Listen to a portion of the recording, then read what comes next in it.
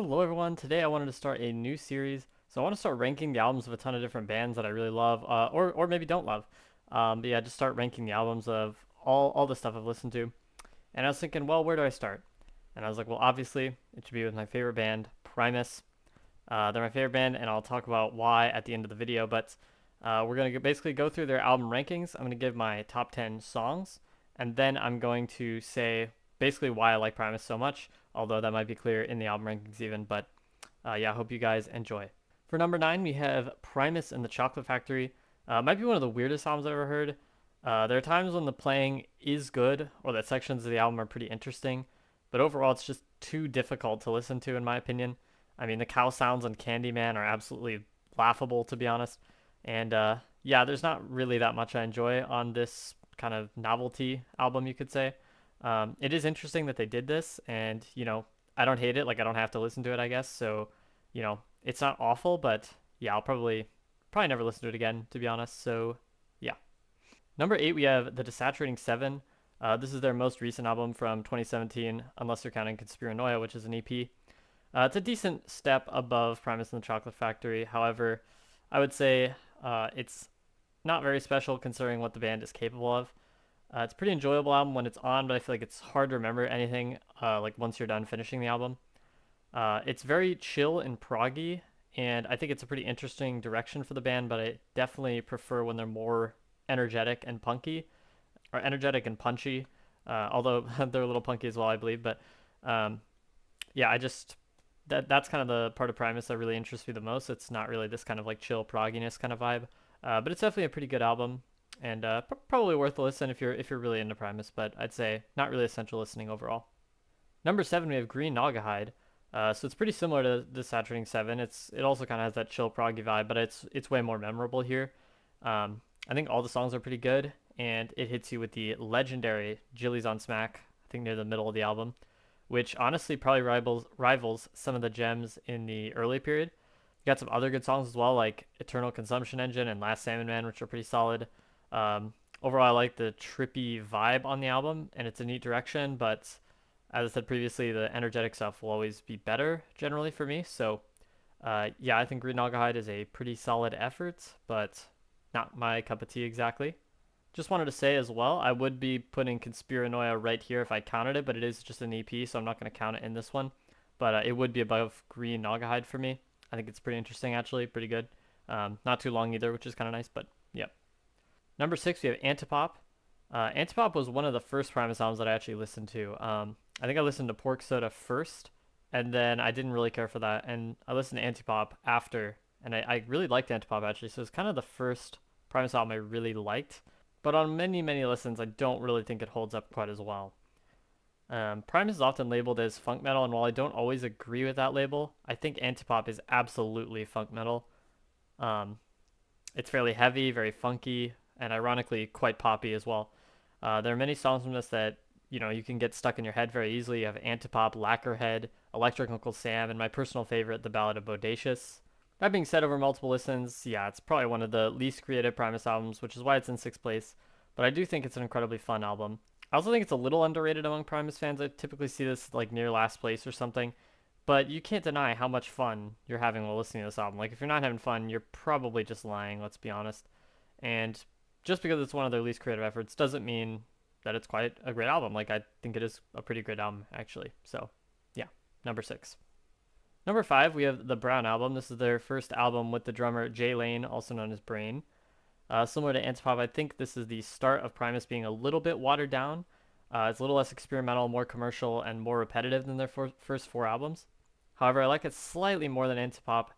I think has a very interesting drum sound and production in general. Some people really don't like the production, but I think it's very interesting. I think it's so different from anything they've done previously. It's all a little murky sounding, which I think adds to the whole vibe. I guess you could call it the kind of brown sound, maybe, if you're a Ween kind of guy. My favorite songs are Fisticuffs, Golden Boy, Return of Sathington Willoughby, and of course, Shake Hands with Beef. Honestly, I never cared much for Over the Falls or Kalamazoo. Not really sure. I don't get those hits, honestly, as much. But I think the standouts from here are probably better than the ones on Antipop, and yeah, I think it's a more interesting listen overall. So that's why I have to give it the slight edge over Antipop, although it is very close. All right, guys, now we are getting to the cream of the crop here. In number four, we have Tales from the Punch Bowl. First and foremost, Tales from the Punch Bowl has my favorite song of all time in it. Although we say that for the end of the video where I go over my top 10 songs for Primus. This is their jammiest album. You have stuff like Professor Nutbutter's House of Treats, Southbound Pachyderm, and Over the Electric Grapevine being some of the longest songs in their catalog and having some fantastic jammy sections within them. You also have the fantastic hit When Known as Big Brown Beaver, which is clearly one of the most popular songs for a reason. It's actually one of their albums that got me totally hooked on Primus. Um, I'd liked some of their hits, but it was after listening to this, I wanted to hear or wanted to listen to all their albums. I'm actually just realizing this right now while recording. I actually listened to Tales from the Punch Bowl before Antipop. I think Antipop was the kind of second album that got me into Primus, technically. So yeah, Tales from the Punch Bowl was actually the one that got me hooked on Primus. Um, I'd always liked some of their hits, but after listening to this album, I wanted to listen to all of their albums. And yeah, honestly, even though this is fourth place, I can't understate how fantastic this album is. It's almost certainly in my top 50 albums of all time, and it's only number four for Primus, which is pretty impressive with their catalog here. I don't think it can be top three overall. I just don't think it's as consistent as the first three albums. And there's songs like Glass Sandwich, particularly. I don't know. That song's like fine, but I don't think it's anywhere near peak Primus or anything like that. And I feel like there are a few of those songs in there that I just don't like as much as the other stuff. So yeah, Tales from the Punch Bowl is amazing, but it's going to be number four in the ranking. Number three, we have Pork Soda, one of my shirts. This is the first album from them that I actually listened to, and I wasn't into it at all on first listen. In fact, I'd argue this is probably one of the worst albums to listen to if you're just getting into the band. This might be their most experimental album, which I think is saying a lot for Primus. I think it has so much weird stuff going on. Like the sound is very dark, sludgy, distorted. And you have these kind of like longer jams, like stuff like Hamburger Train. Um, the mixing of the bass and guitar on here sounds so amazing to me, and I don't know why. I just love when they're doing the guitar and bass just like on top of each other. And it's stuff like, at the end of My Name is Mud, where I think that's very apparent. Like that moment to me is just fantastic. Then you also have the incredible drum fills of Tim Alexander, and all these things combined just makes for one of the greatest album listens of all time, in my opinion. I think Pork Soda is also quite varied, having many strange instrumentals. You get the Air is Getting Slippery, which is a unique detour. And then you have the, as I stated, fantastic 8-minute jam of Hamburger Train. I'd say it's an absolutely essential listen for any Primus listener, and frankly, the top three Primus albums are some of my favorite albums of all time and some of the most underrated albums of all time. So I really recommend anyone give it a listen. It's incredible. All right, for number two, we have Frizzle Fry. And first of all, what an absolutely fantastic debut. It's probably the best debut ever, in my opinion. So yeah, that's how much I love it. It opens with the fantastic To Defy the Laws of Tradition, which has an extremely fiery riff and tons of punky energy throughout it, and opens the band perfectly. And the way I see it is like To Defy the Laws of Tradition, it's because they're making such weird songs. Like they literally are defying the laws of tradition, and I just love that. I love them opening with the YYZ instrumental as well. That's pretty cool. But yeah, that song's great. You get songs like the fast-paced Mr. Know-It-All and Pudding Time, as well as some moments of psychedelia and prog with Spaghetti Western, Groundhog's Day, and Herald of the Rocks. The self-titled song Frizzle Fry is one of their many magnum opuses as well. Many people talk about how Les is one of the greatest bassists of all time, and while I definitely agree with that, I think Lalonde's guitar playing and Alexander's drumming are equally important to the band's success. I feel like the merging of all these three instruments and the fact that you can hear them so clearly and them just merging together with these complex compositions, I think is very important. And in particular, this is probably my favorite drumming album of all time. I just love the drumming on this album. I love the texture of it. I love the sense of like progginess that it all has, and behind all the rawness, it's so fantastic. Similar to Pork Soda, I basically think every song in here is perfect, and it's one of my favorite albums of all time. I do think, and this will be maybe the hottest take, I do think Too Many Puppies is a little bit overrated, and I think the Toys Are Running Down. Those are my two least favorites, which is kind of weird because I think those are usually people's two favorites. It's probably my two least favorites. I don't know why, but that's why it's not number one, essentially. I just prefer the kind of energy, and I think those two lack a little bit of energy, perhaps, at least relatively. Um, but they're still great songs. Don't get me wrong. They're still great songs. So don't kill me for that one. All right, number one, we have Sailing the Seas of Cheese. And guys, this is my favorite album of all time. While I think Frizzle Fry and Pork Soda are slightly more experimental, this might be the only album for me where every song is a 10 out of 10. It opens with Seas of Cheese and Here Come the Bastards, which perfectly sets the tone for the album. It has almost like an unsettling vibe, but with like a good sense of humor as well. Then you go to the funk metal classic, Sergeant Baker, which might have the best groove in their entire discography. American Life is one of their best efforts at a short prog song, and the guitar and bass work at the end of it is transcendent. Then comes the titular Jerry Was a Race Car Driver, which has everything you want in a Primus song, all compiled into a commercial masterpiece. 11 is a great drumming showcase for Tim Alexander, and Is It Luck has so much infectious energy to it. I don't want to be too verbose and go over every song, but for me, every song is a 10 on here. It doesn't have a single like slip up at all. It's all very cohesive. It's put together well. It's very personality filled. It's groovy. It's energetic.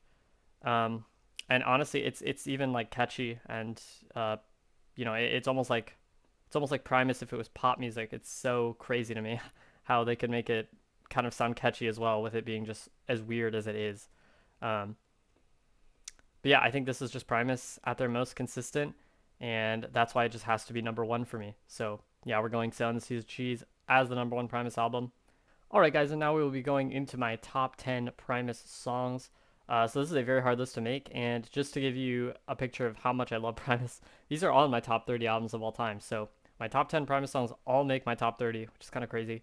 Um, and if you're curious, there's about, I think it was 18 Primus songs in my top 100, something like that. Um, could be misremembering, actually, but I think that's what it was. But anyways, number 10, we have Sergeant Baker. As I said, just one of their grooviest, catchiest, most fun songs. I just love like Les Claypool's like kind of like screamy vocals in it as well. I don't know. It's so captivating to me. It's just something I'm always like remembering, and it's just something that always like sticks out to me in my mind, and it's just very infectious, I guess you could say. Number nine, we have Is It Luck? One of their most energetic songs, very fun, very just like insane, right? Like I just love those kind of vocals that are a little bit more insane. And I think Les Claypool's a little underrated as a vocalist because I don't really think the point is like whether it's good or bad vocals. It's just whatever fits the style, right? And I think Les perfectly understands like what kind of style he's going for, and he does just that, right? He fits his vocals along with the songs he's creating, and that's the meaning of art right there. I don't think it's about, is he Adele or something like no, but Adele wouldn't work on this kind of music, right? Like it doesn't make sense. Number eight, we have Frizzle Fry, one of their best kind of like long proggy pieces. The instrumentals on here at the end just go insane. It's all like super trippy, and the chorus is just kind of iconic. Number seven, we have probably their best long jam, or maybe second best. We have Hamburger Train. Um, I don't know why I wasn't too into this song at all for maybe a little bit, but the more I listen to it, it's just such an insane, kind of groovy, almost entrancing kind of piece. I don't know. I think it's one of the best jam songs ever. It's one of the most unique things ever created, even. And just the fact that it's so distorted and so again groovy, kind of. I don't know. I just find myself really intrigued by it. So yeah, that's gonna be number seven. For number six, we have John the Fisherman. This is probably one of the most like kind of poppy songs. Like you would just love to sing that chorus while it's happening, right? Even though it's kind of a weird song, but like it is just very fun, and that's all I'll really say about it. I love the little like guitar kind of riffs that Lalonde is doing. All right, number five, we have DMV. This one's notoriously hard to play, apparently. I think Les has even said he avoids doing it live because he basically might mess it up like pretty easily. Um, so yeah, DMV, really cool bass riff. I love how kind of funny it is. It's like sitting in the DMV is like this horrifying experience. I think that's kind of just like funny to me. And I think Primus is a band with a ton of personality. Um, they can kind of pull off this like humor that's a little bit like dark and twisted, but maybe I guess in this case very exaggerated. Um, and yeah, I love the ending to this song. Like the instrumentals at the end are so cool to me. Um, but yeah, number four, we have Tommy the Cat. I kind of avoided talking about this in Seven Seas of Cheese. This is just such an amazing song. I mean, it has this like very like animated like kid show esque feel. Um, but it's just so insane. It has some of like the best like guitar playing and like bass playing of all time in it, and the ending is just so insane. I don't know. I just like a lot of these kind of crazy, like wacky, energetic songs, and it's the perfect example of that, right? And yeah, probably is the best bass line maybe in their whole catalog. So yeah, number three to defy the laws of tradition. Maybe I hinted towards my love of the song in the Frizzle Fry review. I just think it is just balls to the walls awesome. Again, really like fiery kind of riff to it, and then you have kind of these guitar sections and stuff like that. I think near the middle of the song at least, and I don't know. It's just very fun to me. I don't really know. I can't exactly describe the feeling that I get when I listen to the song. It's just it's so fiery that I feel toasted by it, frankly. So that I mean that's kind of cool, right? Number two, we have My Name Is Mud. Fun fact: this is a song I always thought was overrated for a very long time. I was like, oh, the bass riff kind of sounds very simple, and you know, I don't know. But I saw it live, and when he plays that bass riff live, it shakes you, like it shakes the ground. um, and I don't even know if like the live performance changed my view of it that much, but ever since when I would listen to it, just alone, I would just I don't know. I just like the song a lot more, and I think the guitar and bass section at the end is one of the best moments probably in their entire catalog, and ever actually. I think it's just one of the best sounding things that I've ever heard. And I think the build up to the song is really interesting as well. Like you have this kind of like guy that seems like there's something a little off about him, and then all of a sudden he says, I took the baseball bat and hit him in the head with it. I can't remember the exact lyric right now. Aluminum baseball bat. My name is Mud or whatever. That kind of part. And all of a sudden it hits you. It's like, oh shoot, he just killed somebody. Like, and then like the bass part comes in and stuff, and it's like they perfectly know how to structure a song in like an engaging way where like the music matches up with what is actually going on in the story. And I think they're very good at that. So yeah, My Name Is Mud going in second and second of all time, because my first of all time is going to be Professor Nutbutter's House of Treats. When I first listened to Tales from the Bunch Bowl, I don't know why I just kept listening to the song over and over and over again, and I would just be walking around my campus and listening to the song, and I just think the buildup is so amazing. The sound of it's amazing. Like the bass is so like kind of heavy and like thick, um, and it just takes you across this whole jam.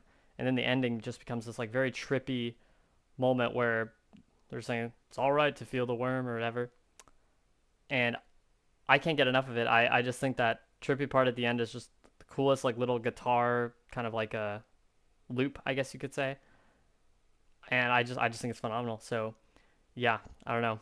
It's very feelings based. Like there are just certain instrumental parts that I love so much that it kind of has to be number one. But this song probably has the best build up and in any song like maybe ever. Um, I think it just sounds the best probably of any song ever as well. And yeah, I love it that much. So just has to be. And I even think the opening is so iconic. It kind of sounds like a train track or something. Like I don't know. It's just so interesting to me. So takes you on a journey and sounds great. So yeah, it's gonna be number one. And I was gonna talk about what I love about Primus. I've kind of already mentioned all of it pretty much, but I love their energy. Like they have this kind of youthful, punky energy, kind of in their. Well, we're gonna talk their early period, right? Um, Groove. I think they have a good sense of groove. Like you have songs like Sergeant Baker. Even a lot of anti-pop is quite groovy actually. So, um, yeah, but I think their songs are very groovy, catchy, fun. Tons of personality. I think their style is so weird that they have so much like humor. They have so much like distortion and like weird stuff going on, and I just love stuff that has personality. I feel like I don't know. That's always like a good thing. Um, and yeah, I don't have too much to say. I think it seems obvious that personality is probably a good thing. So yep. Punkiness. I feel like Les Claypool kind of does have almost like a punky voice to me. I don't know what it is. Like, it's just like his like shouting and kind of like very like not mainstream kind of approach to singing. It just feels punky to me. I don't know. Um, but I think that's pretty cool. So yeah, that's all I could say for that. I think they're all great instrumentalists. As I said, I think yeah, Les Claypool's a great bassist, but don't forget about Larry Lalonde. I mean, he's coming in there, putting in such incredible guitar solos that are slightly distorted that fit the song perfectly. Like I feel like they always work well with the song, but they are distorted, they are flashy, they are cool. Um, and I feel like it's the perfect blend of that. It's not quite like, George Harrison, like make it fit completely with the song without being flashy, but it's not completely like who is it, Yngwie Malmsteen, I think, who's maybe all flash. It's kind of like in the middle, and you have some of that distortion that really fits with the vibe of Primus. Tim Alexander with this kind of proggy style of drumming, and I don't know what they do with the texture of their drums, but it's just so great to me. I don't know what it is. And I was gonna say song structure as well, kind of this sense of like maybe poppiness a little bit, but also progginess and yeah, a little bit of like funky metal elements coming in as well. And yeah, I don't know. That's why Primus is my favorite band. And I'm a pretty critical person, I'd say. And you can call me very biased here, but I for their early parts of their catalog, I don't really have a single thing I dislike about them, which is interesting. But I feel like even my second favorite band, Fish, I don't know, there are things I maybe don't care for about Fish. Um, we won't talk about that in this video, but you know, I don't even think I could name a single thing I dislike about Primus's early work at all, really. Um, Besides the songs that maybe I don't prefer as much as others, but that's not really a big deal. So, all right, guys, but that's going to be the Primus discography there. Rank the albums, top 10 songs. Um, but yeah, make sure to put yours in the comments as well. Feel free to, absolutely go at me in the comments if you disagree with something I said. Totally fine there. Love the discussion. And yeah, anyways, guys, I'll see you all in the next one. Maybe we'll do a Fish one maybe soon. Uh, could be weeks from now, who knows? But yes, thank you so much and peace.